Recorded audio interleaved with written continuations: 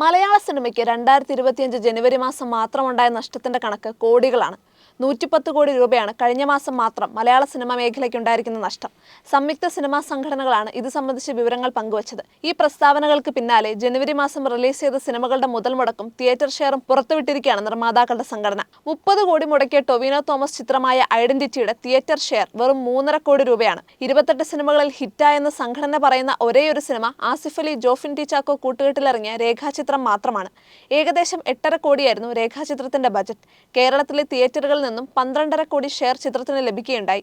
മമ്മൂട്ടി ചിത്രമായ Dominic and the ladies purse, Basil ജോസഫിന്റെ പൊന്മാൻ, വിനീത് ശ്രീനിവാസന്റെ ഒരു ജാതി ജാതകം എന്നീ സിനിമകൾ തിയേറ്റർ ഷെയർ കൂടാതെ മറ്റ് ബിസിനസ്സുകളിൽ നിന്നും ലാഭമുണ്ടാക്കിയ സിനിമകളാണെന്നും നിർമ്മാതാക്കളുടെ സംഘടന പറയുന്നു. അതേസമയം മലയാള സിനിമ തകർച്ചയുടെ വക്കിലാണെന്നും പല നിർമ്മാതാക്കളും നാടുവിട്ടു പോകേണ്ട ഗതികേടിലാണെന്നും മലയാള സിനിമയ്ക്ക് താങ്ങാവുന്നതിന്റെ 10 ഇരട്ടിയാണ് താരങ്ങൾ പ്രതിഫലമായി വാങ്ങുന്നതെന്നും ഒരു പ്രതിബദ്ധതയും ഈ മേഖലയോട് അവർക്കില്ല എന്നും നിർമ്മാതാവ് ജി സുരേഷ് കുമാർ പറഞ്ഞു.